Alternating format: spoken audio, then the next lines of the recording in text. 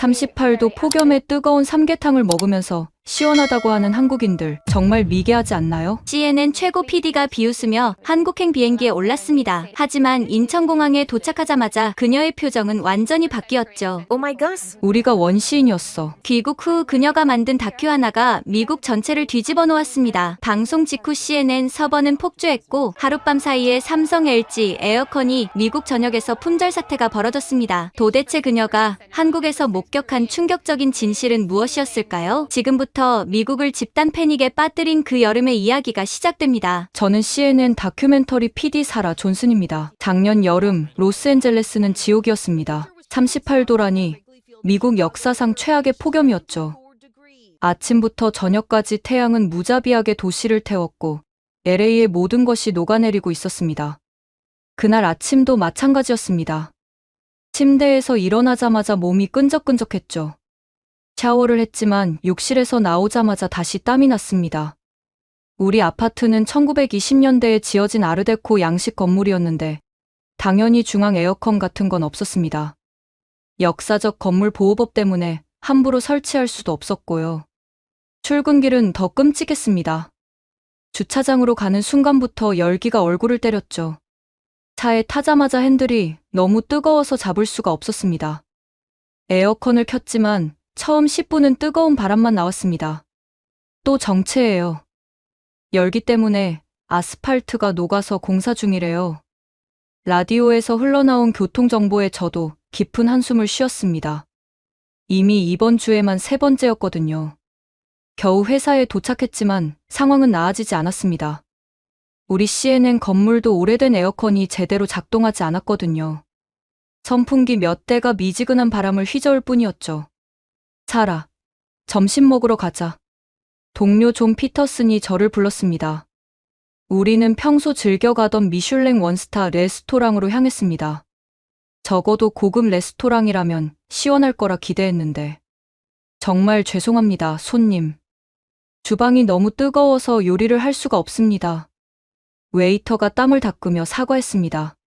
주방장은 더위에 쓰러져 병원에 실려갔다고 했죠. 미국 최고의 레스토랑에서 요리를 못한다니. 이게 미국 미식 문화의 현실이었습니다.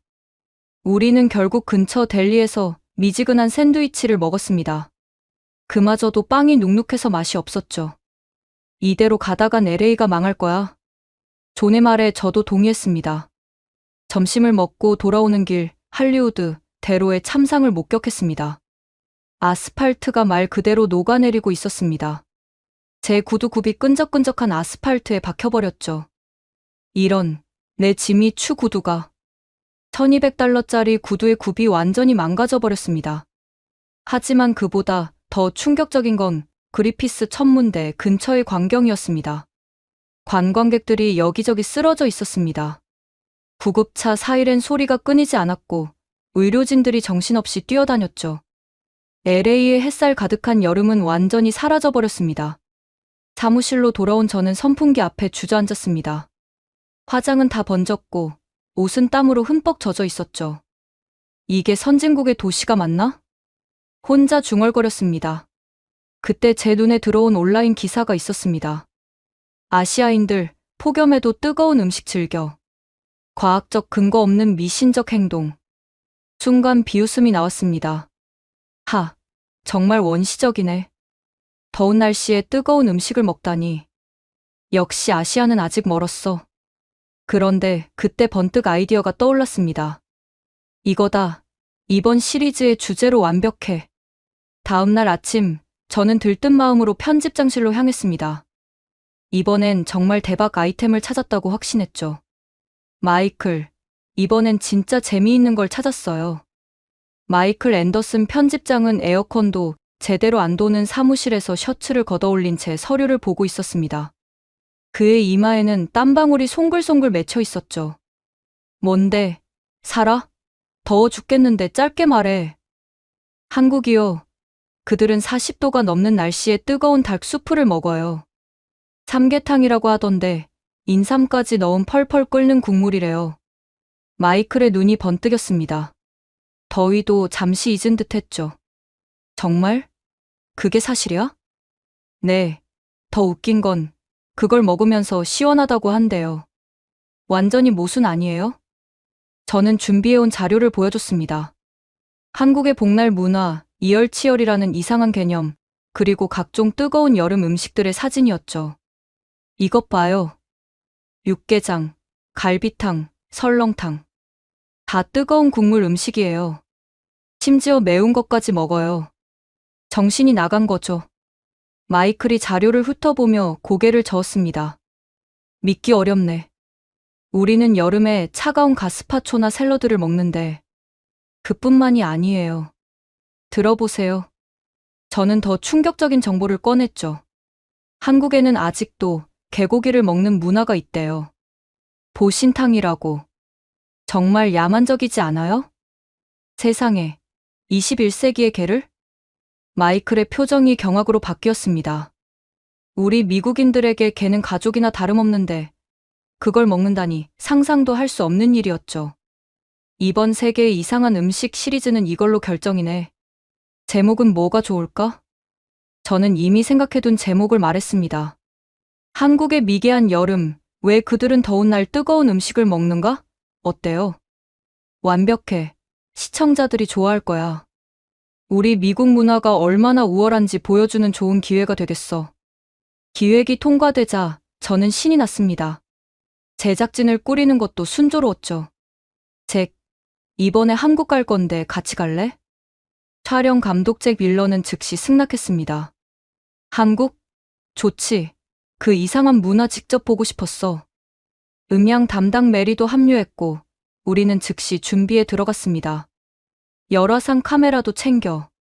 그들이 얼마나 뜨거운 걸 먹는지 과학적으로 증명해야지. 습도계도 필요해.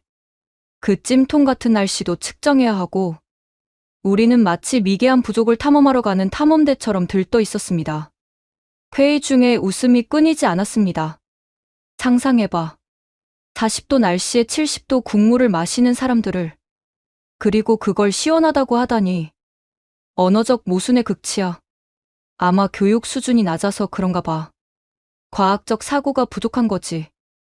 우리의 오만함은 하늘을 찔렀습니다. 마지막 제작 회의에서 저는 당당하게 선언했습니다.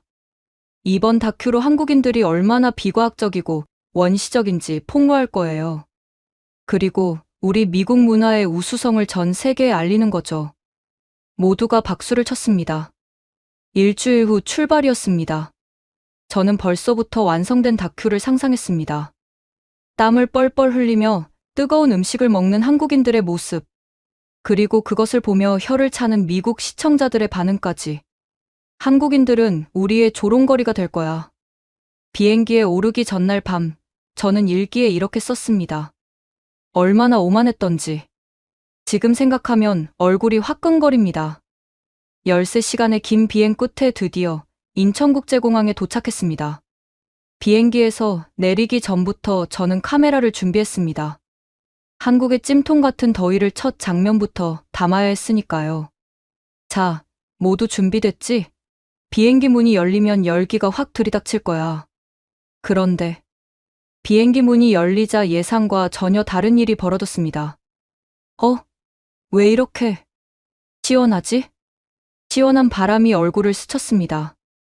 분명 밖은 36도라고 했는데 탑승교는 놀라울 정도로 쾌적했습니다. 이상하네. 아직 공항 건물에 들어가지도 않았는데. 잭이 고개를 갸웃거렸죠. 입국장으로 들어서니 더 놀라웠습니다. 거대한 공항 전체가 마치 와인 저장고처럼 서늘했습니다. 온도계를 확인해보니 22도. 말도 안 돼. 이 넓은 공간 전체를 22도로 유지한다고? LAX 공항은 여름이면 에어컨이 제대로 작동하지 않아 찜통이 되는데 여기는 너무나 쾌적했습니다. 입국 심사를 기다리는 동안 저는 주변을 둘러봤습니다. 수많은 사람이 줄을 서 있는데도 아무도 덥다고 불평하지 않았죠. 오히려 긴팔 옷을 입은 사람들도 보였습니다. 실례합니다. 오늘 날씨가 어떤가요? 줄을 서 있던 공항 직원에게 물었더니 그녀는 미소를 지으며 대답했습니다. 아, 오늘은 시원한 편이에요. 36도밖에 안 되거든요. 36도가 시원하다고요? 저는 귀를 의심했습니다. LA는 38도면 비상사태인데 36도를 시원하다고 하다니.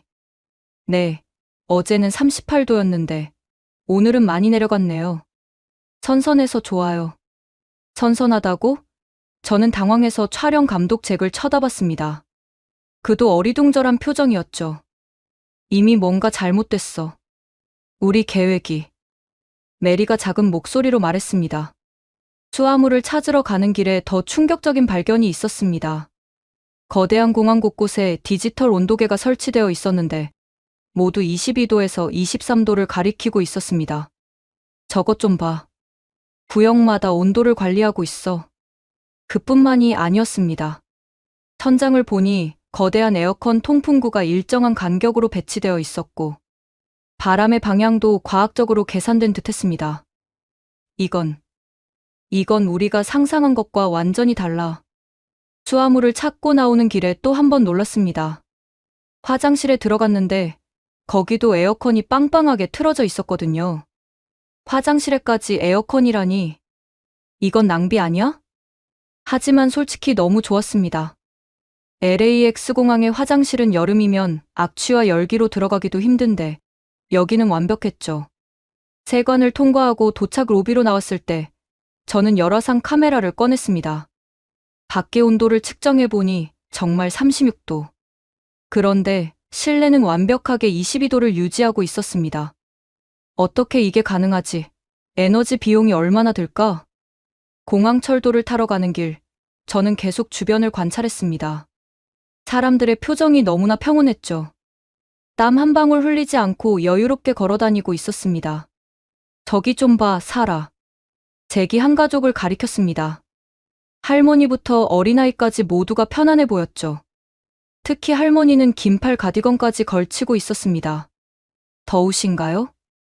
제가 한국어로 물어봤더니 다큐 준비하면서 기본적인 한국어는 배웠거든요. 할머니가 웃으며 답했습니다. 아니야, 시원해. 공항은 항상 에어컨이 새서 가디건 준비했지. 가디건을?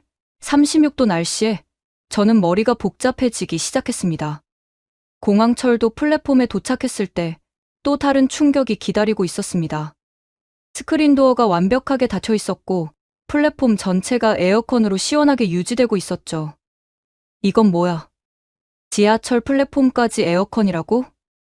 뉴욕 지하철은 플랫폼은커녕 열차 안도 제대로 냉방이 안 되는데 곧 열차가 들어왔고 스크린 도어가 열리자 차가운 바람이 쏟아져 나왔습니다. 추워.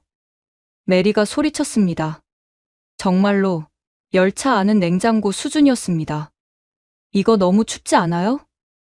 옆에 서 있던 한국인 청년에게 물었더니 그는 웃으며 답했습니다. 외국분이시구나.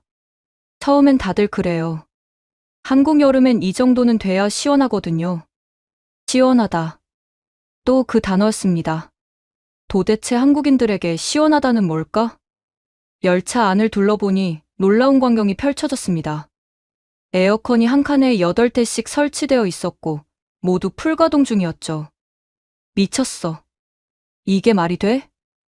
우리는 서로를 바라보며 말을 잃었습니다. 우리 계획이 완전히 틀어졌어. 잭이 한숨을 쉬며 말했죠.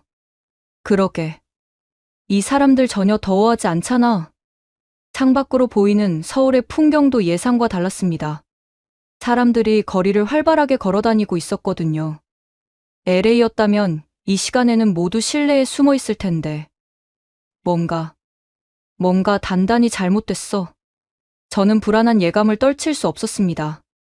서울 시내 호텔에 짐을 푼 다음 날, 드디어 본격적인 촬영을 시작했습니다. 첫 목적지는 종로에 있는 유명한 삼계탕집이었죠. 자, 이제부터가 진짜야. 40도 가까운 날씨에 뜨거운 닭 수프를 먹는 미개한 문화를 폭로하는 거야. 저는 카메라 앞에 서서 오프닝 멘트를 준비했습니다. 잭이 카메라를 세팅하고 메리가 음향을 체크하는 동안 저는 대본을 다시 한번 확인했죠. 안녕하세요. 저는 지금 서울의 한 삼계탕집 앞에 있습니다. 기온은 37도, 습도는 70%가 넘는 찜통 같은 날씨인데요. 믿기 어려우시겠지만 한국인들은 이런 날씨에 뜨거운 닭고기 수프를 먹는다고 합니다. 과연 이게 합리적인 행동일까요? 지금부터 직접 확인해 보겠습니다. 그런데 가게 문을 열고 들어가는 순간 또 당황스러운 상황이 벌어졌습니다. 여기도 에어컨이. 가게 안은 완벽하게 시원했습니다. 아니, 시원한 정도가 아니라 추울 정도였습니다. 어서 오세요. 몇 분이세요? 종업원이 밝게 인사하며 우리를 맞았습니다. 세 명이요. 우리는 창가 자리에 앉았습니다. 밖에서는 뜨거운 태양이 내리쬐고 있었지만 실내는 너무나 쾌적했죠. 외국분들이시네요. 삼계탕 드셔보셨어요? 아니요, 처음이에요. 아, 그럼 특별히 신경 써서 준비해 드릴게요. 종업원의 친절함에 저는 조금 당황했습니다. 우리가 조롱하러 온 건데 이렇게 따뜻하게 맞아주다니. 곧 김이 모락모락 나는 삼계탕이 나왔습니다. 뚝배기 채로 나온 삼계탕은 정말로 펄펄 끓고 있었습니다. 열화상 카메라 준비해. 측정해보니 75도가 넘었습니다. 봐, 이 더운 날씨에 75도짜리 음식을 먹는다니까. 저는 득이양양하게 카메라를 향해 말했습니다. 드디어 우리가 원하던 장면을 찍을 수 있었죠. 그때 옆 테이블의 광경이 눈에 들어왔습니다. 한국인 가족이 땀을 뻘뻘 흘리며 뜨거운 삼계탕을 먹고 있었는데, 아, 시원하다. 아버지로 보이는 중년 남성이 이마에 땀을 닦으며 말했습니다. 순간 저는 귀를 의심했죠. 뭐라고요? 저도 모르게 영어가 튀어나왔습니다. 시원하다고요? 지금 뜨거운 걸 드시면서 시원하다고 하셨어요. 제가 한국어로 다급하게 물었더니 그 남자분이 웃으며 고개를 끄덕였습니다. 네, 땀이 쫙 나면서 속이 시원해지잖아요. 속이 시원해진다고요? 저는 완전히 혼란에 빠졌습니다. 뜨거운 걸 먹으면서 시원하다니 이게 무슨 말인지 도저히 이해할 수 없었죠. 외국분이시군요. 이해가 안 되실 거예요. 옆에 있던 아주머니가 친절하게 설명을 시작했습니다. 한국어의 시원하다는 단순히 차갑다는 뜻이 아니에요. 답답한 게 해소되는 느낌, 막힌 게 뚫리는 느낌, 속이 후련해지는 느낌. 이런 걸 다 포함하는 말이죠. 막힌 게 뻥 뚫린다고요? 저는 더 헷갈렸습니다. 제게게 통역을 부탁했지만 그도 어떻게 설명해야 할지 모르겠다는 표정이었죠. 한번 드셔보세요. 그럼 무슨 말인지 아실 거예요. 아주머니가 권했습니다. 저는 망설이다가 뜨거운 국물을 한 숟가락 떠먹었습니다. 으악, 뜨거워. 순간 입천장이 될 것 같았습니다. 그런데 곧이어 놀라운 일이 벌어졌죠. 온몸에서 땀이 폭포처럼 쏟아지기 시작한 겁니다. 이마, 목 등. 정말 전신에서 땀이 났습니다. 어때요? 시원하죠? 아니, 전혀요. 더 더워졌어요. 저는 필사적으로 휴지로 땀을 닦았습니다. 에어컨이 빵빵한데도 땀이 멈추지 않았죠. 계속 드셔보세요. 처음엔 다 그래요. 주변 사람들이 재미있다는 듯 저를 바라봤습니다. 저는 창피했지만 계속 먹어봤죠. 한국에 온 이상 제대로 경험해야 했으니까요. 이상한 일이 벌어졌습니다. 계속 먹다 보니 처음에 그 답답한 더위가 조금씩 사라지는 느낌이 들었습니다. 몸이 가벼워지는 느낌이랄까요? 이게 뭐지? 그게 시원하다예요. 아주머니가 빙그레 웃었습니다. 영어로는 리프레싱, 하지만 그것보다 더 깊은 의미예요. 몸속의 나쁜 기운이 땀과 함께 빠져나가는 거죠. 저는 충격을 받았습니다.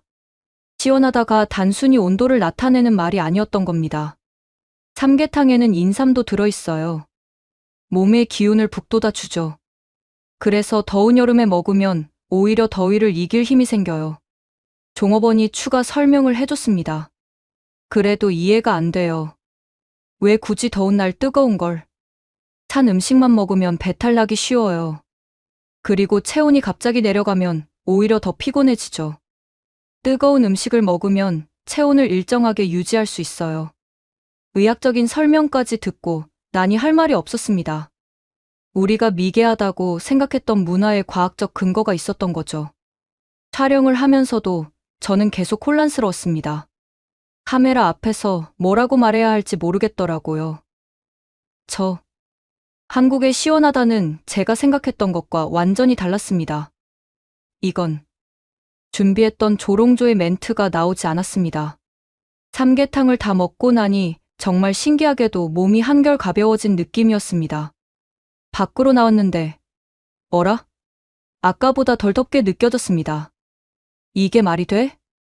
저는 제 자신이 이해가 안 됐습니다. 분명 온도는 그대로인데, 체감 온도가 달라진 겁니다.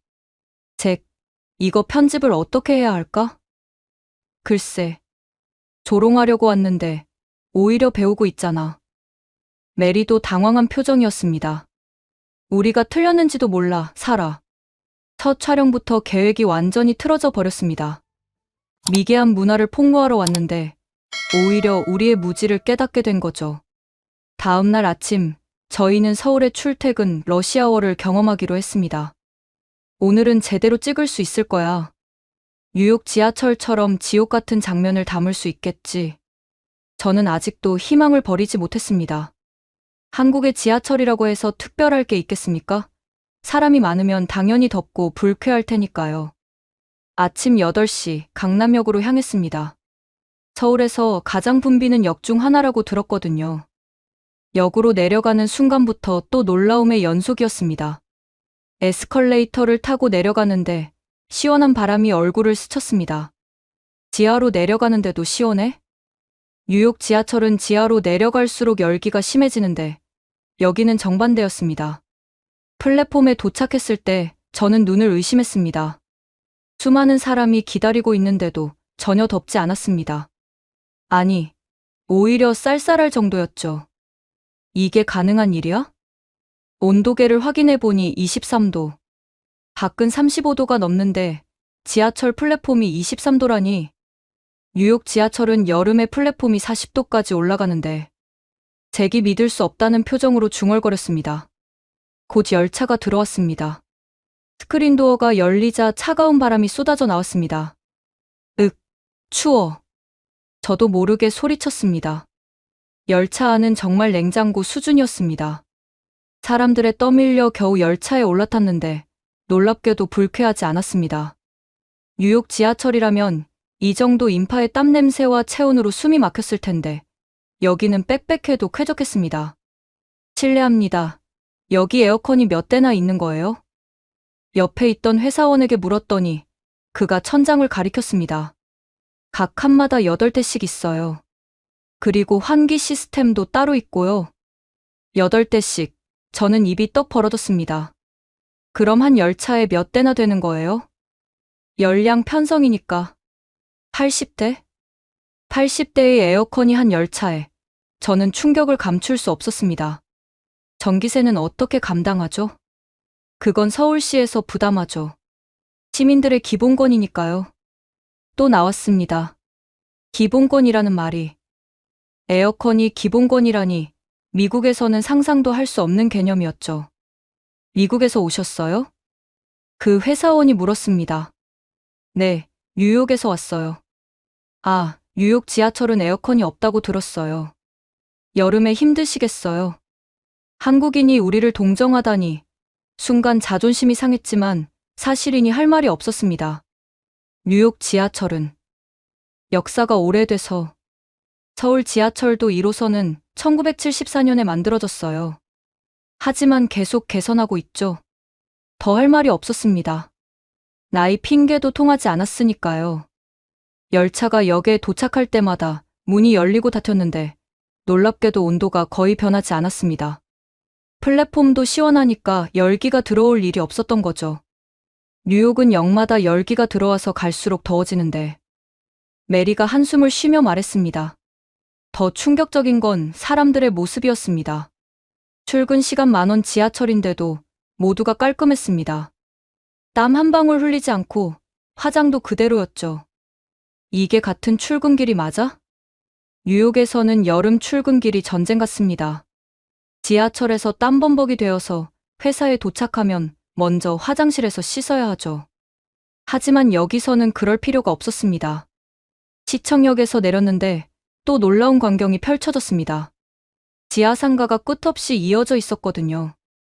지하로만 계속 갈 수 있어요. 비 오거나 더울 때 정말 편하죠. 안내해주던 가이드가 설명했습니다. 화장품 가게, 옷가게, 식당, 카페. 모든 상점이 지하로 연결되어 있었고 전체가 완벽하게 냉방이 됐습니다. 완전한 지하 도시네. 저는 감탄할 수밖에 없었습니다. 이제 이해가 됐습니다. 한국인들이 여름에도 활발하게 활동할 수 있는 이유가. 사라, 우리 완전히 틀렸어. 잭이 카메라를 내리며 말했습니다. 뉴욕이 후진국이야. 인정해야겠어. 저도 더 이상 부정할 수 없었습니다. 카메라 앞에서 리포트를 하려 했지만 준비했던 멘트가 나오지 않았습니다. 여러분, 저는 지금 서울 지하철에 있습니다. 여기는 뉴욕과는 완전히 다른 세상입니다. 우리가 당연하게 받아들였던 불편함이 여기서는 존재하지 않습니다. 아니, 애초에 불편함을 받아들일 이유가 없었던 거죠. 촬영을 마치고 지상으로 올라왔을 때 저는 깊은 생각에 잠겼습니다. 우리는 왜 이렇게 하지 못하는 거지? 기술이 없어서? 돈이 없어서? 아니면 그냥 아니랬던 건가? 미국의 자존심이 무너지는 순간이었습니다. 그날 밤 숙소 근처를 산책하다가 저는 또 하나의 충격을 받았습니다. 저게 뭐야? 새벽 2시인데 왜 이렇게 환해? 거리 곳곳에 환하게 불을 밝힌 가게들이 있었습니다. 간판을 보니 CU, GS25, 세븐일레븐. 모두 편의점이었죠. 24시간 편의점이에요. 한국에는 어디에나 있죠. 가이드가 당연하다는 듯 설명했습니다. 24시간? 매일? 일요일에도? 네. 365일 연중무휴예요. 저는 충격을 받았습니다. 미국에서도 24시간 편의점이 있지만 이렇게 많지는 않죠. 특히 안전 문제로 밤에는 문 닫는 곳도 많고요. 직원들은 언제 쉬어요? 교대 근무를 하죠. 그리고 시급도 야간에는 더 높아요. 호기심을 참지 못하고 가장 가까운 편의점에 들어가 봤습니다. 띵동. 문을 열자 시원한 바람과 함께 경쾌한 종소리가 울렸습니다. 어서 오세요. 알바생이 밝게 인사했습니다. 새벽 2시인데도 너무나 친절했습니다. 안은 정말 작은 천국이었습니다. 에어컨이 빵빵하게 돌아가고 있었고 밝은 조명 아래 각종 상품이 가득했죠. 와, 이게 다 뭐야? 음료 코너에는 수십 종류의 차가운 음료가 있었고 아이스크림 냉동고에는 처음 보는 이름들이 가득했습니다. 메로나, 빵빠레, 수박바, 조스바. 하나 드셔보세요. 수박바가 인기 많아요. 알바생이 추천해줬습니다. 1,000원, 그러니까 75센트 정도의 가격이었죠. 미국에서는 아이스크림 하나에 3달러는 기본인데 도시락도 있어요? 따뜻한 음식 코너를 발견하고 놀랐습니다. 각종 도시락과 김밥, 샌드위치가 있었죠. 네, 전자레인지에 데워드릴 수 있어요. 새벽 2시에 따뜻한 음식을 먹을 수 있다고요? 뉴욕에서는 상상도 못할 일이었습니다. 밤에 배고프면 그냥 참거나 비싼 딜리버리를 시켜야 했으니까요. 계산대 뒤를 보니 각종 택배 보관함도 있었고 ATM, 복사기, 팩스까지 있었습니다. 이건 편의점이 아니라 생활종합센터네요. 밖에 나와서 주변을 둘러보니 더 놀라웠습니다. 100m도 안 되는 거리에 또 다른 편의점이 보였거든요. 편의점이 이렇게 많아도 되나요? 경쟁이 심하죠. 그래서 서비스가 더 좋아져요. 우리는 주변을 걸어봤습니다. 500m 반경 안에만 편의점이 12개였습니다. 믿을 수 없어. 뉴욕은 밤에 가게 찾기도 힘든데 더 놀라운 건 새벽인데도 편의점에 사람들이 계속 드나든다는 거였습니다. 택시 기사가 커피를 사러 들어가고 야근하고 퇴근하는 직장인이 맥주를 사고 운동복 차림의 젊은이가 스포츠 음료를 샀죠. 한국인들은 언제 자는 거야? 잭이 혀를 찼습니다. 그때 편의점 유리문에 붙은 스티커를 발견했습니다. 무더위 쉼터. 이게 뭐예요? 아, 정부에서 지정한 거예요. 더우면 누구나 들어와서 쉴 수 있어요. 꼭 뭘 사지 않아도 돼요. 저는 감동받았습니다. 상업시설을 공공의 이익을 위해 활용하다니. 미국이었다면 고객 전용이라고 써놨겠지. 메리가 씁쓸하게 말했습니다. 또 다른 편의점에 들어가 봤더니 거기는 또 다른 브랜드였습니다. 하지만 시원함은 똑같았죠. 각 브랜드마다 특색이 있어요. CU는 도시락이 맛있고 GS는 와인 종류가 많고 이 정도면 밤의 문화가 완전히 다른 거였습니다. 사라, 이거 봐. 잭이 편의점 앞 테이블을 가리켰습니다. 플라스틱 테이블과 의자가 놓여 있었는데 사람들이 거기서 라면을 먹고 있었죠. 편의점에서 라면을 끓여 먹을 수 있어요? 네, 뜨거운 물도 무료로 제공해요. 문화 충격의 연속이었습니다. 편의점을 나오면서 저는 깨달았습니다. 이 도시는 24시간 살아있는 거구나. 그리고 그 중심에는 이 작은 시원한 오아시스들이 있는 거구나. 우리가 정말 틀렸어, 사라. 잭이 한숨을 쉬며 말했습니다. 그러게. 완전히 다른 문명이야. 뉴욕의 밤은 죽어 있지만 서울의 밤은 살아 있었습니다. 그리고 그것을 가능하게 하는 건 바로 이 촘촘한 편의점 네트워크였습니다. 우리의 오만함이 부끄러워지는 밤이었습니다. 주말 저녁, 현지 가이드가 특별한 곳으로 안내하겠다고 했습니다. 한국인들이 여름을 즐기는 진짜 방법을 보여드릴게요. 즐긴다고요? 이 더위를? 저는 반신반의하며 따라갔습니다. 반포 한강공원에 도착했을 때 저는 내 눈을 의심했습니다. 저녁 7시, 기온은 여전히 35도가 넘는데 수천 명의 사람들이 강변에 모여 있었습니다. 미쳤어. 다들 정말 미쳤어. 돗자리를 깔고 텐트를 치고 심지어 테이블과 의자를 가져온 사람들도 있었죠. 모두가 야외에서 무언가를 먹고 마시며 즐거워하고 있었습니다. 이게 바로 치맥이에요. 치킨과 맥주의 줄임말이죠. 더운데 밖에서 먹는다고요? 에어컨 있는 실내에서 먹으면 되잖아요. 한강 바람이 불어서 시원하잖아요. 그리고 이런 분위기를 즐기는 거죠. 시원하다. 또 그 말이었습니다. 하지만 이번엔 조금 이해가 되기 시작했습니다. 우리도 한번 해볼까요? 가이드가 빈자리를 찾아 돗자리를 펼쳤습니다. 여기서 치킨을 어떻게 구해요? 배달시키면 돼요. 강가에도 배달이 된다고요? 당연하죠. 한국은 어디든 배달이 돼요. 가이드가 스마트폰을 꺼내 배달 앱을 켰습니다. 수십 개의 치킨집이 떴고 메뉴도 다양했죠. 양념, 프라이드, 간장, 파달. 뭐 드실래요?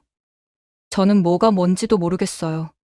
그럼 반반으로 시킬게요. 양념 반, 프라이드 반. 30분 후 정말로 배달이 왔습니다. 강변 산책로까지 오토바이를 타고 온 배달원이 뜨거운 치킨을 전달해줬습니다. 이게 가능한 일이야? 저는 계속 놀랄 수밖에 없었습니다. 편의점에서 산 차가운 맥주와 뜨거운 치킨. 논리적으로는 이상한 조합이었지만 한 입 먹어보니 오 마이 갓. 이게 뭐야? 바삭한 치킨과 차가운 맥주의 조합이 환상적이었습니다. 맛있죠? 이게 한국의 여름이에요. 주변을 둘러보니 모든 사람이 행복해 보였습니다. 아이들은 뛰어놀고 연인들은 데이트를 즐기고 가족들은 도란도란 이야기를 나누고 있었죠. 미국 사람들은 더우면 집에만 있잖아요. 제가 말하자 가이드가 웃었습니다. 그게 더 답답하지 않아요? 한국인들은 더위를 피하는 게 아니라 더위와 함께 즐기는 거예요. 더위와 함께 즐긴다. 정말 충격적인 발상이었습니다. 강바람이 불어왔습니다. 신기하게도 정말 시원했습니다. 아니, 시원하다기보다는 상쾌했다고 해야 할까요? 어때요? 이제 시원하다가 뭔지 좀 알겠어요? 옆 돗자리에 한국인 가족이 말을 걸어왔습니다. 네, 조금씩 알 것 같아요. 제가 한국어로 대답하자 다들 박수를 쳤습니다. 이제 한국인 다 됐네요. 치맥 즐기시는 거 보니까. 모두가 웃었습니다. 저도 따라 웃었죠. 처음으로 한국인들과 하나가 된 느낌이었습니다. 주변을 자세히 보니 인프라가 완벽했습니다. 곳곳에 화장실이 있었고 그늘막과 텐트 대여소도 있었죠. 편의점과 카페도 가까이 있어서 언제든 시원한 곳으로 피할 수 있었습니다. 서울시에서 관리하는 거예요. 시민들이 편하게 즐길 수 있도록. 심지어 쓰레기 분리수거함도 곳곳에 있어서 깨끗했습니다. 해가 지고 밤이 되자 더 많은 사람이 모여들었습니다. 이제부터가 진짜예요. 가이드가 말했죠. 조명이 켜지고 분수쇼가 시작됐습니다. 음악에 맞춰 춤추는 분수를 보며 사람들이 환호했죠. 무료예요? 네. 매일 밤하는 거예요. 저는 감동했습니다. 시민들을 위한 무료 공연이라니. 밤 10시가 넘었는데도 사람들은 떠날 생각이 없었습니다. 오히려 더 활기차 보였죠. 새벽까지 있을 거예요. 밤이 되면 더 시원하니까. 정말로 밤바람은 시원했습니다. 아니, 이제는 그 시원하다의 의미를 알 것 같았습니다. 사라, 우리도 뉴욕에 이런 문화를 만들 수 있을까? 잭이 물었습니다. 글쎄, 일단 허드슨강을 깨끗이 하는 것부터 시작해야겠지. 우리 모두 웃었습니다. 그날 밤, 저는 새벽 1시까지 한강에 있었습니다. 처음으로 여름이 즐거울 수 있다는 걸 깨달았습니다. 더위를 피하는 게 아니라 더위와 함께 사는 법. 한국인들이 가르쳐준 새로운 철학이었죠. 카메라에 담긴 영상을 확인하며 생각했습니다. 이걸 어떻게 편집하지? 조롱하려던 다큐가 완전히 다른 이야기가 되어버렸는데. 한강에서 돌아오는 길, 일행 중 현지 스태프가 제안했습니다. 노래방 가실래요? 진짜 시원해요. 노래방, 새벽 1시에? 네, 24시간이에요. 또 24시간이라니. 이 나라는 정말 잠들지 않는 것 같았습니다. 거리를 걷다 보니 코인 노래방이라는 네온 사인이 눈에 들어왔습니다. 건물 2층, 3층에 여러 개가 보였죠. 이렇게 많아요? 노래방은 한국 문화의 일부예요. 스트레스 해소용이죠. 1,000원. 그럼 75센트 정도네요. 네, 정말 싸죠? 미국은 노래방이 비싸다고 들었어요. 뉴욕에서는 노래방 1시간에 $30는 기본입니다. 그것도 찾기 어렵고요. 안으로 들어가자 냉기가 확 쏟아졌습니다. 우와, 정말 춥네요. 에어컨을 3개 틀어놔요. 노래 부르면 열이 나니까. 작은 방들이 복도를 따라 늘어서 있었고, 각 방마다 번호가 있었습니다. 빈 방을 찾아 들어갔는데, 이게 1,000원짜리 방이라고? 최신식 노래방 기계, 큰 화면, 고급 음향시설, 그리고 무엇보다 얼굴을 직접 향하는 에어컨. 마이크도 2개나 있어요. 네, 듀엣도 할 수 있죠. 1,000원을 넣고 영어 노래를 검색했습니다. 놀랍게도 빌보드 차트부터 최신 팝송까지 다 있었습니다. Don't Stop Me Now. 제가 좋아하는 노래를 선택했습니다. 전주가 나오고 가사가 화면에 떴습니다. 에어컨 바람을 맞으며 노래를 부르니 정말 시원. 아니, 상쾌했습니다. 한 곡 더, 한 곡 더. 신이 나서 계속 불렀습니다. 잭도, 메리도 함께 불렀죠. 이거 중독성 있네요. 결국 우리는 5,000원어치를 불렀습니다. 20곡이나. 미국에서는 이 돈이면 10분도 못 불러요. 밖으로 나와서 주변을 보니 PC방, 만화카페, DVD방 등 다양한 오락시설이 있었습니다. 모두 24시간, 모두 에어컨 완비. 한국인들은 더위를 피해 이런 곳에서 시간을 보내는 거군요. 네. 그래서 방 문화가 발달했어요. 그제야 이해가 됐습니다. 노래방이 단순한 오락시설이 아니라 도시의 쿨링 센터 역할도 하는 거였죠. 근데 왜 미국엔 이런 게 없을까요? 제가 물었더니 가이드가 생각에 잠겼습니다. 문화 차이? 미국은 개인 프라이버시를 중요하게 생각하잖아요. 한국은 함께 즐기는 문화가 강해요. 맞는 말이었습니다. 우리는 혼자 있기를 좋아하지만 그래서 더위에 혼자 고통받고 있었던 거죠. 노래방을 나오며 저는 생각했습니다. 조롱하러 왔다가 오히려 부러워하고 있네. 다음 날 저희는 일반 가정을 방문하기로 했습니다.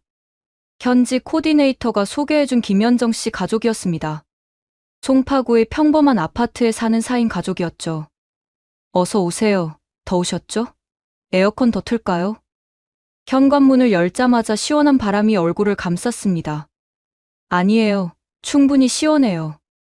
아니, 오히려 춥네요. 거실로 안내받았는데 벽에 걸린 대형 에어컨이 조용히 작동하고 있었습니다. 와, 정말 크네요. 거실이 넓어서 큰 걸로 달았어요. 여름엔 거의 하루 종일 틀어놔요. 거실을 둘러보니 깔끔하고 현대적인 인테리어였습니다. 그런데 저기 주방에도 에어컨이 있네요. 아, 네. 요리할 때 너무 더워서 따로 달았어요. 작은 거지만 없으면 못 살아요. 주방에 따로 에어컨이라니 미국에서는 상상도 못할 일이었죠.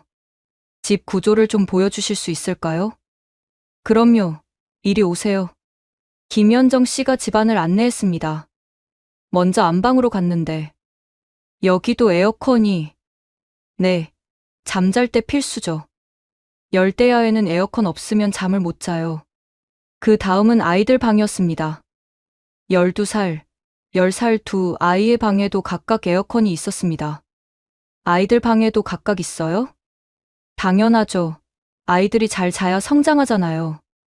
더우면 잠을 설쳐서 키가 안 큰데요. 그 다음은 서재였는데 거기도 작은 에어컨이 있었습니다. 남편이 재택근무를 자주 해서 여기도 달았어요. 마지막으로 놀란 건 드레스룸이었습니다. 여기는 작은 선풍기네요. 아, 여기는 에어컨까지는 필요 없고 습기 제거용으로 선풍기만 놔뒀어요. 손가락으로 세어보니 총 에어컨이 몇 대예요? 거실, 주방, 안방, 아이들 방 둘 서재. 6대네요. 아, 맞다. 다용도실에도 작은 거 하나 있어요. 그럼 7대네요. 7대. 저는 거의 소리를 질렀습니다. LA에 우리 집은 100년 된 집인데 에어컨은커녕 선풍기도 제대로 없는데 전기세는 얼마나 나와요? 여름엔 좀 나오죠.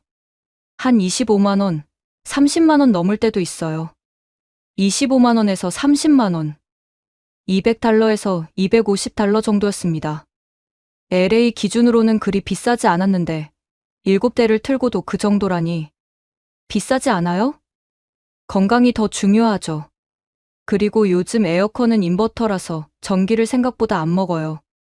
김현정 씨가 리모컨을 보여줬습니다. 이게 AI 모드예요. 사람이 있는 곳만 감지해서 바람을 보내고 자동으로 온도를 조절해요. 밤에는 수면 모드로 바꾸면 소음도 줄고 전기도 아껴요. AI가 에어컨에도? 저는 계속 충격을 받았습니다. 미국은 아직도 수동 에어컨도 드문데 여기는 인공지능이라니. 그리고 이거 보세요. 김현정 씨가 스마트폰을 꺼냈습니다. 앱으로 조절할 수 있어요. 집에 오기 전에 미리 켜놓으면 도착했을 때 시원하죠. 집 밖에서도 조절이 가능하다고요? 네, 와이파이로 연결되어 있어요. 이건 정말 미래 기술이었습니다.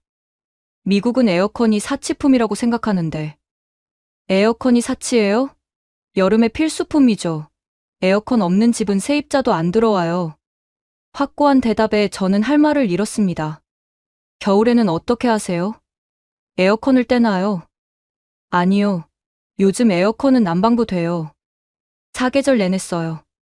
겨울엔 난방비가 오히려 가스보일러보다 싸요. 난방도 된다고? 7대의 에어컨이 냉난방을 다 한다니. 한국 사람들은 정말 에어컨 없으면 못 사나 봐요. 당연하죠. 요즘 누가 에어컨 없이 살아요? 원룸도 에어컨은 기본이에요. 그 당연하다는 말이 계속 제 머리에 맴돌았습니다. 집을 둘러보며 또 놀란 건 창문이었습니다. 창문이 특별해 보이는데요. 아, 이중창이에요. 사실 3중창으로 바꾸려고 생각 중이에요. 단열이 잘 되면 에어컨 효율이 높아지거든요. 모든 게 에너지 효율을 위해 설계되어 있었습니다. 욕실은요? 욕실은 환풍기로 충분해요. 샤워 후에 습기만 빼면 되니까. 합리적이었습니다. 필요한 곳에만 필요한 만큼. 집을 나오며 김현정 씨가 말했습니다. 미국은 춥잖아요. 그래서 난방에 신경 쓰듯이 우리는 더우니까 냉방에 신경 쓰는 거예요. 자연스러운 거죠. 맞는 말이었습니다.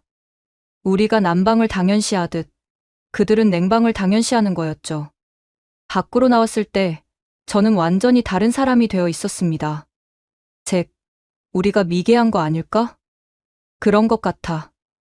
21세기에 에어컨도 없이 사는 우리가. 메리, 넌 어떻게 생각해? LA로 돌아가기 싫어. 우리 모두 웃었지만 그건 씁쓸한 웃음이었습니다. 조롱하러 왔다가 부러워하고 있는 우리 자신이 우스웠으니까요. 촬영 일주일째 제작진이 특별한 점심을 준비했다고 했습니다. 오늘은 진짜 충격적인 한국 여름 음식을 보여드릴게요. 삼계탕보다 더 충격적인 게 있어요? 네, 냉면이요. 냉면. 차가운 면이라는 뜻인가요? 맞아요. 얼음물에 면을 넣어 먹어요. 저는 농담인 줄 알았습니다. 얼음물에 면이라니, 그게 음식이 될 수 있나? 을지로의 유명한 평양냉면집으로 들어갔습니다. 역시나 에어컨이 빵빵했죠. 이제는 놀라지도 않았습니다. 평양냉면 5그릇이요. 주문을 하고 기다리는데 옆 테이블의 광경이 눈에 들어왔습니다. 저게 뭐예요? 정말로 얼음이 동동 떠 있는 국물에 면이 담겨 있었습니다. 냉면이에요. 여름 최고 인기 메뉴죠. 차가운 파스타 같은 건가요? 아니요, 완전히 달라요. 면도 메밀로 만들고 국물도 특별해요. 곧 우리 냉면도 나왔습니다. 이걸 어떻게 먹어요?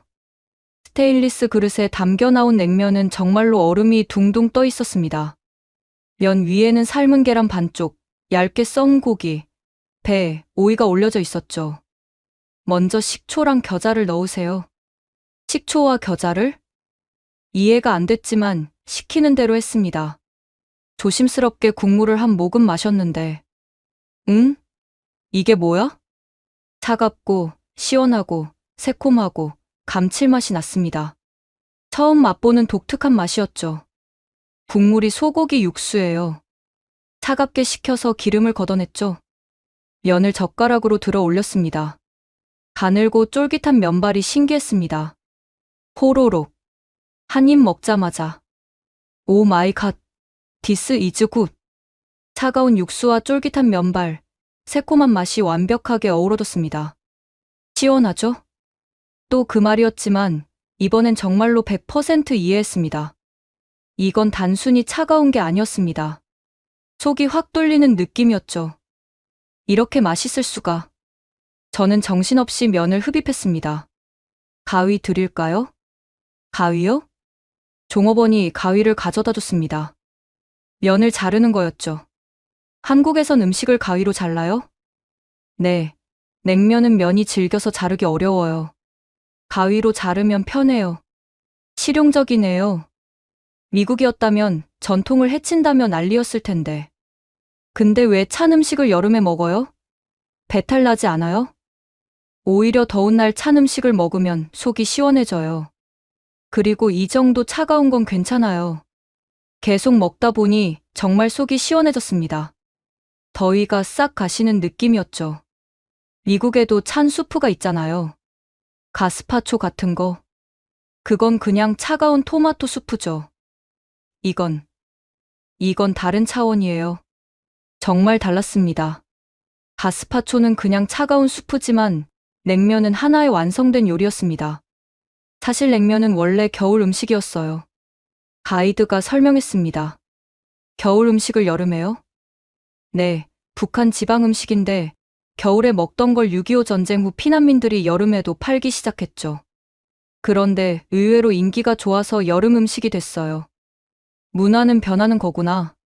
적응하고 진화하는 거구나. 물냉면 말고 비빔냉면도 있어요. 매운 양념에 비벼 먹는 거죠. 매운 것도 있어요? 네. 더운 날 매운 거 먹으면 땀 나면서 시원해져요. 또 그 논리였습니다. 하지만 이제는 이해가 됐죠. 다 먹고 나니 정말 속이 시원했습니다. 에어컨 바람보다 더 시원한 느낌이었습니다. 이제 시원하다가 뭔지 완전히 알겠어요.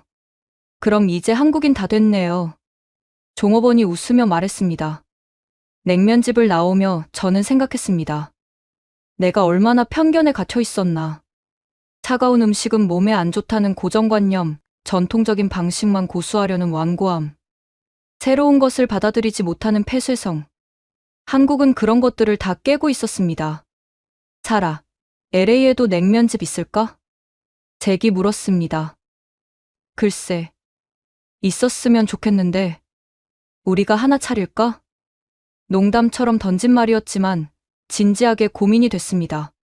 미국 사람들도 이 맛을 알면 좋아할 텐데. 서울에서의 모든 촬영을 마치고 호텔로 돌아왔을 때, 저는 깊은 고민에 빠졌습니다. 잭, 우리 큰일 났어. 왜? 조롱하러 왔는데. 사냥할 거리만 가득해. 노트북을 열고 지금까지 찍은 영상들을 확인했습니다. 삼계탕 집에서의 시원하다 논란, 완벽한 지하철 냉방 시스템, 24시간 편의점, 한강의 치맥 문화, 7대의 에어컨이 있는 일반 가정. 이걸 어떻게 미개한 여름이라는 제목으로 편집해? 잭도 한숨을 쉬었습니다. 솔직히 말하자 살아. 우리가 미개한 거 아냐? 21세기에 에어컨도 없이 찜통에서 사는 우리가. 맞는 말이었습니다. 영상을 다시 보니 더 명확했습니다.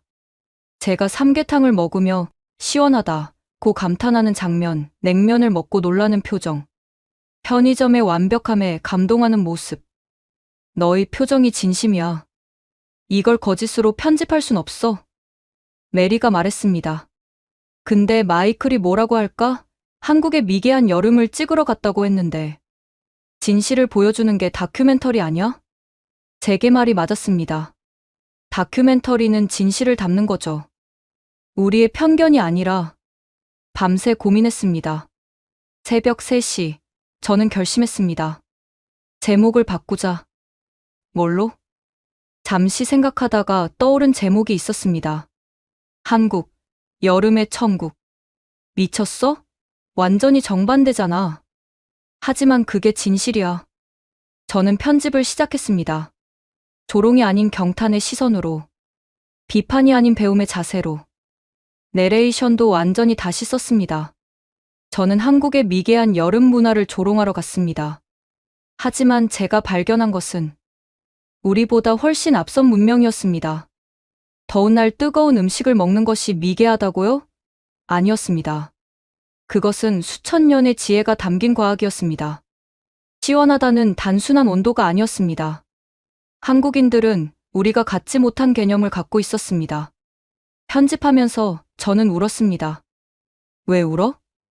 모르겠어. 부끄럽고, 미안하고, 그리고 감사해.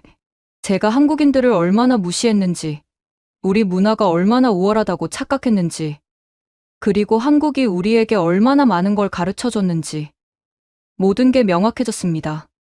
마지막 장면은 제가 한강에서 치맥을 즐기며 시원하다고 외치는 모습이었습니다. 이제 저도 시원하다가 뭔지 압니다. 그리고 왜 한국이 여름의 천국인지도요. 편집을 마치고 최종본을 볼 때 우리 셋은 아무 말이 없었습니다. 이게 우리가 만든 거 맞아? 조롱 다큐가 찬양 다큐가 됐네. 아니야. 이게 진짜 다큐멘터리야. 잭이 말했습니다. 편견을 깨고 진실을 보여주는 거. 그게 우리 일이잖아. 맞았습니다. 그게 우리의 일이었습니다. 마이클이 화낼 거야. 그럼 그냥 보여주자. 영상을 보면 이해할 거야. 저는 USB에 파일을 담았습니다. 한국, 여름의 천국. 더 이상 조롱의 대상이 아닌 배워야 할 나라의 이야기였습니다. LA로 돌아온 다음 날, 저는 떨리는 마음으로 편집장실로 향했습니다. 살아, 드디어 왔구나. 한국은 어땠어? 제대로 조롱했겠지? 마이클이 기대에 찬 표정으로 물었습니다. 마이클, 먼저 영상을 봐주세요. 제목이 왜 바뀐 거야? 한국, 여름의 천국이라니? 보시면 이해하실 거예요. 저는 편집된 최종본을 틀었습니다. 처음엔 인상을 찌푸리던 마이클의 표정이 점점 변했습니다. 지하철 장면에서는 입을 벌렸고 7대의 에어컨 장면에서는 의자에서 벌떡 일어났습니다. 이게 다 사실이야? 네, 제가 직접 경험한 거예요. 영상이 끝났을 때 마이클은 한참 동안 말이 없었습니다. 사라. 우리가 완전히 틀렸구나. 죄송해요. 조롱하러 갔다가. 아니야, 잘했어. 이게 진짜 다큐멘터리지. 진실을 보여주는 거. 마이클이 창밖을 바라봤습니다. LA는 여전히 찜통이었죠. 이대로 방송하자. 미국이 봐야 해. 우리가 얼마나 뒤처져 있는지. 정말요? 그래. 오히려 더 큰 화제가 될 거야. 방송 전날 예고편이 나갔습니다. 충격. CNN PD가 발견한 여름 천국, 한국. SNS가 폭발했습니다. 한국이 천국이라고? 에어컨 7대? 믿을 수 없어. 방송 당일, 저는 너무 긴장했습니다. 미국인들이 받아들일 수 있을까? 오후 8시, 드디어 방송이 시작됐습니다. 저는 집에서 가족들과 함께 시청했습니다. 사라, 정말 한국이 그렇게 시원해? 어머니가 믿을 수 없다는 표정으로 물었죠. 방송이 끝나자마자 제 휴대폰이 미친 듯이 울리기 시작했습니다. 사라, 방금 봤어. 대박이야. 한국 가는 방법 좀 알려줘. 에어컨이 정말 7대라고? CNN 홈페이지는 접속자가 너무 많아 서버가 다운됐습니다. 트위터에서 한국 여름 천국이 미국 실시간 트렌드 1위에 올랐습니다. 가장 화제가 된 건 역시 시원하다의 의미였습니다.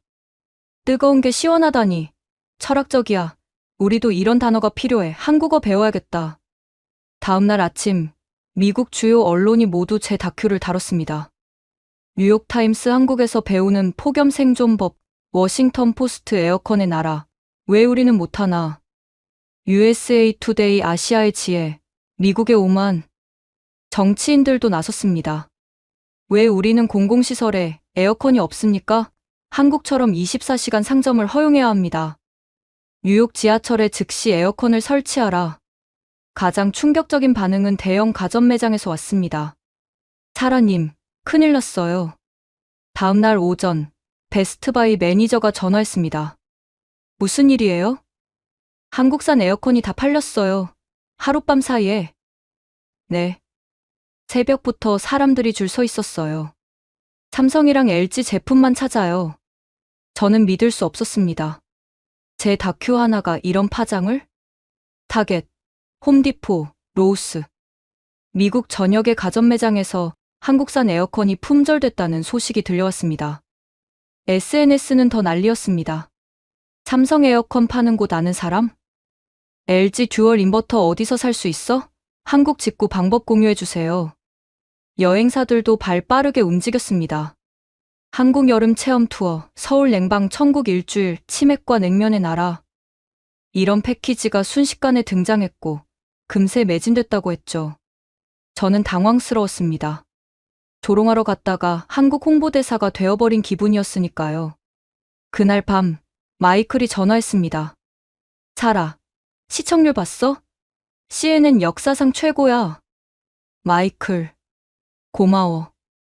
네가 진실을 보여줘서. 덕분에 미국도 눈을 뜨게 됐어. 방송 이틀 후 LA 시내는 전쟁터가 됐습니다. 미쳤어.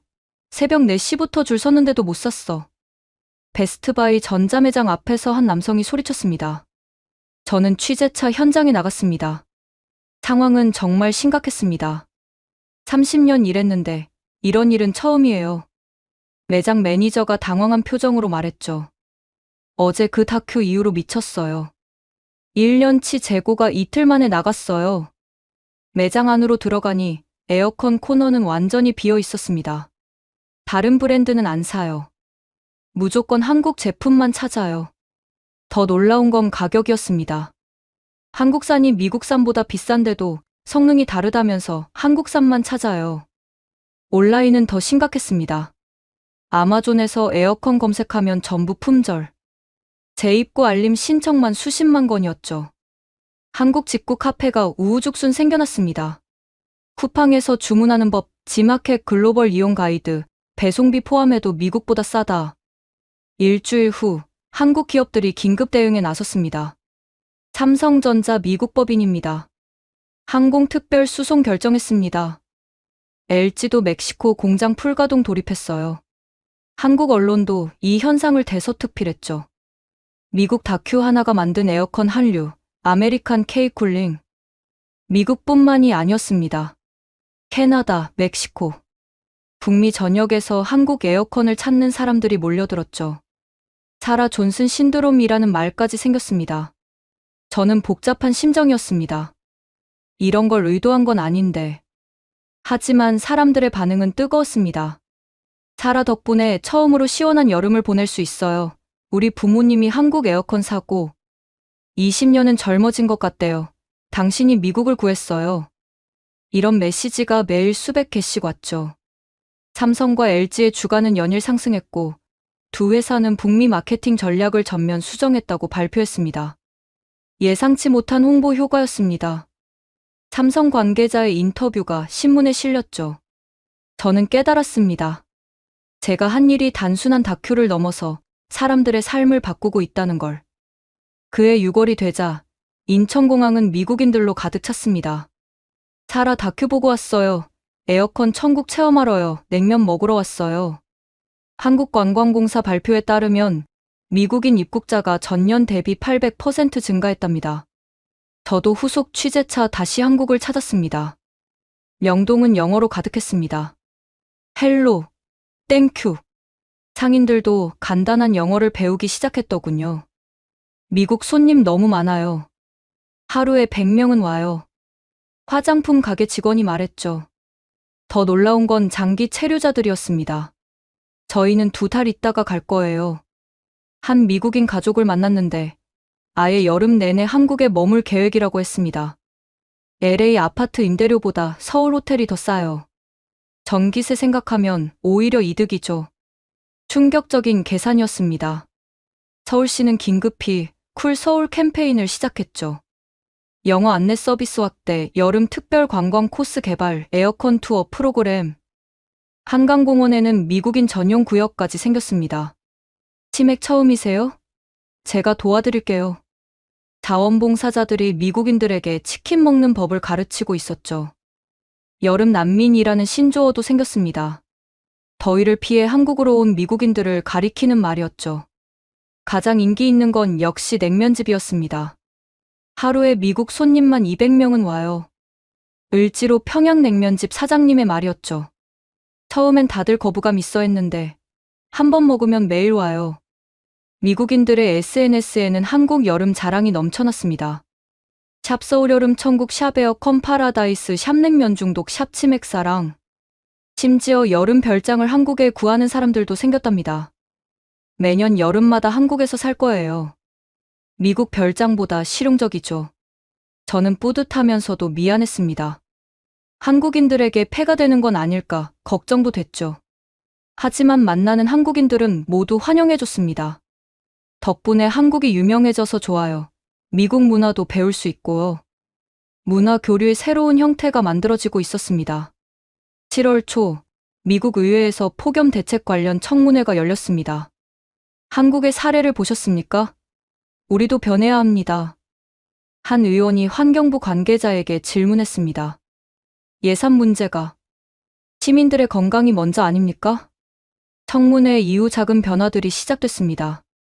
뉴욕시는 오래된 지하철 노선 중 일부에 에어컨 추가 설치를 검토하기 시작했고, LA는 공공도서관과 커뮤니티 센터의 냉방 시간을 연장했습니다. 한 번에 다 바꿀 순 없지만 시작은 해야죠. LA 시청 관계자의 말이었습니다. 가장 빠른 변화는 민간 부문에서 일어났습니다. 대형 마트들이 한국산 에어컨 매장을 확대했고 한국식 카페 체인들이 미국에 진출하기 시작했죠. 24시간은 아니어도 영업시간을 늘리고 있어요. 세븐일레븐 매니저가 설명했습니다. 언론들은 이를 느리지만 확실한 변화라고 표현했죠. 한 다큐멘터리가 시작한 작은 파문, 미국도 배울 건 배운다. 물론 비판도 있었습니다. 에너지 낭비다, 전통을 버리는 거다. 하지만 젊은 세대를 중심으로 변화를 요구하는 목소리가 커졌죠. 왜 우리만 더위에 고통받아야 하나? 실용적으로 생각하자. 온라인 청원도 시작됐습니다. 뉴욕 지하철의 에어컨을 공공건물 냉방 의무화. 수십만 명이 서명했죠. 일부 주에서는 실제로 법안이 발의되기도 했습니다. 신축 공공건물 에어컨 설치 의무화 법안, 여름철 냉방 쉼터 운영 법안. 통과까지는 시간이 걸리겠지만 논의가 시작됐다는 것 자체가 의미 있었죠. 한국 기업들도 기회를 포착했습니다. 미국 시장 맞춤형 제품 개발 중입니다. 삼성 관계자의 인터뷰였습니다. 저는 이 모든 변화를 지켜보며 복잡한 심정이었습니다. 내가 뿌린 씨앗이 이렇게 자라다니. 작은 다큐멘터리 하나가 만든 나비효과였죠. 미국은 하루아침에 바뀌진 않겠지만 변화는 시작됐습니다. 다음 해 여름, 저는 개인적으로 다시 한국을 찾았습니다. 이번엔 취재가 아닌 순수한 휴가였죠. 어서 오세요. 작년에 오셨던 분이시죠? 종로의 그 삼계탕집 사장님이 저를 알아봤습니다. 네, 기억하세요? 그럼요. 덕분에 미국 손님들 많이 오세요. 이번엔 혼자 조용히 삼계탕을 먹었습니다. 뜨거운 국물을 한 숟가락 떠먹으니, 아, 시원하다. 자연스럽게 나온 한국말에 저도 놀랐습니다. 정말로 시원했거든요. 그 깊은 의미의 시원함이. 식사 후 북촌을 걸었습니다. 전통 한옥들 사이로 보이는 현대적인 에어컨 실외기들. 전통과 현대의 조화로구나. 한국은 전통을 버리지 않으면서도 실용적으로 변화를 받아들였습니다. 그게 이 나라의 힘인 것 같았죠. 인사동의 한 찻집에 들어갔습니다. 차가운 오미자차 주세요. 네, 더위에 좋아요. 주인 할머니가 친절하게 설명해줬습니다. 창밖으로 보이는 거리엔 여전히 많은 사람들이 활기차게 걸어다니고 있었죠. 더위와 함께 사는 사람들. 작년엔 이해할 수 없었던 광경이 이제는 자연스러워 보였습니다. 저녁엔 혼자 한강에 갔습니다. 편의점에서 맥주와 김밥을 사서 잔디밭에 앉았습니다. 혼자 오셨어요? 옆에 앉은 한국인 가족이 말을 걸었습니다. 네, 한국이 좋아서 또 왔어요. 어머, 한국말 잘하시네요. 그들이 치킨을 나눠줬습니다. 같이 드세요. 혼자 먹으면 맛없어요. 따뜻한 정이 느껴졌습니다. 이것도 한국의 시원함인 것 같았습니다. 마음이 뻥 뚫리는 그런 시원함. 그날 밤 숙소로 돌아오며 생각했습니다. 난 정말 많이 변했구나. 오만했던 CNN PD에서 한국을 사랑하는 사람으로.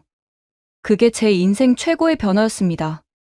LA로 돌아온 후 저는 작은 변화들을 시도했습니다. 먼저 집에 에어컨을 설치했습니다. 한국산으로 주세요. 전자제품 매장 직원이 웃으며 답했죠. 좋은 선택이에요. 요즘 인기 많아요. 사무실에도 개인 선풍기를 놨고 회사에 에어컨 증설을 건의했습니다. 사라, 너 한국 갔다 와서 완전 바뀌었어. 동료들이 놀려댔지만 몇몇은 진지하게 동의했죠. 사실 나도 너무 더웠어. 이참에 바꾸자. 점심시간엔 일부러 에어컨 잘 된 한국 식당을 찾아갔습니다. LA 한인타운에 새로 생긴 냉면집이었죠. 물냉면 하나요. 이제 능숙하게 주문할 수 있었습니다. 시원한 냉면을 먹으며 작년 여름을 떠올렸습니다. 그때 얼마나 무지했던가. 주말엔 친구들을 초대해 치맥 파티를 열었습니다. 이게 뭐야? 치킨이랑 맥주? 한국 스타일이야. 정말 잘 어울려. 처음엔 의아해하던 친구들도 곧 즐기기 시작했죠. 와, 정말 맛있네. 한국 사람들 천재야. 소셜미디어에도 한국 문화를 소개하기 시작했습니다. 오늘의 한국어 시원하다. 단순히 크울이 아니에요. 더 깊은 의미가 있죠. 팔로워들의 반응이 뜨거웠습니다. 더 알려줘. 한국 가고 싶어. CNN에서도 후속 프로그램을 기획했습니다. 세계의 여름 문화 시리즈였죠. 사라가 총괄 PD 맡아줘. 마이클의 제안이었습니다. 이번엔 편견 없이 열린 마음으로 각국의 지혜를 소개하는 프로그램이었죠. 개인적으로는 한국어 공부를 계속했습니다. 안녕하세요. 오늘은 날씨가 시원하네요. 온라인 한국어 선생님이 칭찬했죠. 발음이 정말 좋아졌어요. 1년 전엔 조롱하려 했던 나라의 언어를 이제는 사랑하게 됐으니 인생이란 정말 알 수 없는 거였습니다. 저녁엔 종종 한국 친구들과 화상통화를 했습니다. 사라 언니, 언제 또 와요? 곧 갈게. 이번 여름에 꼭. 그들과의 우정도 제 인생의 큰 선물이었죠. LA의 여름은 여전히 덥지만 이제는 견딜만 합니다. 에어컨도 있고 냉면도 있고 무엇보다 시원하다는 개념을 알게 됐으니까요. 다큐 방송 1년 후 한 잡지사에서 인터뷰 요청이 왔습니다. 그 다큐 이후로 어떤 변화가 있었나요? 기자의 질문에 저는 잠시 생각했습니다. 모든 게 변했어요. 특히 제 자신이요. 구체적으로 설명해 주실 수 있나요? 전 오만했어요. 미국 문화가 최고이고 다른 나라는 뒤떨어졌다고 생각했죠. 특히 아시아 국가들을요. 부끄러웠지만 솔직하게 말했습니다. 한국이 그 생각을 완전히 바꿔놨어요. 우리가 당연하게 받아들이는 불편함이 당연한 게 아니었더라고요. 시원하다는 개념이 인상적이었다고요? 네, 그건 단순한 단어가 아니에요. 삶을 대하는 철학이죠. 온도만이 아닌 마음의 상태를 표현하는. 인터뷰하면서도 또 배웠습니다. 제 경험을 말로 정리하니 더 명확해졌거든요. 미국은 변하고 있나요? 천천히요. 하지만 확실히 변하고 있어요. 특히 젊은 세대를 중심으로. 후회는 없으신가요? 조롱하려던 다큐가. 오히려 감사해요. 덕분에 더 넓은 세상을 보게 됐으니까요. 인터뷰가 끝나고 기자가 물었습니다. 한국에 또 가실 건가요? 당연하죠. 이번 여름에도 갈 거예요. 이제 제 두 번째 고향 같아요. 그날 밤, 작년에 찍은 영상들을 다시 봤습니다. 처음 인천공항에 도착했을 때의 당황한 표정. 삼계탕을 먹으며 놀라는 모습. 한강에서 행복해하는 장면. 참 많이 변했네, 나도. 가장 큰 변화는 겸손해졌다는 거였습니다. 세상엔 배울 게 너무 많다는 걸 알게 됐죠. 침대에 누워 천장을 보며 생각했습니다. 내년 여름엔 또 뭘 배우게 될까? 설레는 마음으로 잠이 들었습니다. 지금까지 CNN PD 사라 존슨의 한국 여름 체험기 어떠셨나요? 조롱하러 갔다가 오히려 배우고 온 그녀의 이야기가 많은 걸 시사합니다. 때로는 우리가 당연하게 여기는 것들이 누군가에게는 놀라운 발견이 될 수 있다는 걸요. 이 이야기가 재미있으셨다면 한국의 놀라운 여름 문화를 세계에 알리기 위해 이 영상을 공유해주세요. 구독과 좋아요도 잊지 마시고요. 다음에도 더 흥미로운 이야기로 찾아뵙겠습니다. 여러분, 시원한 여름 보내세요. 지금까지 코리아 원더풀이었습니다. 더풀이었습니다. 더풀이었습니다. 더풀이었습니다. 더풀이었습니다. 더풀이었습니다.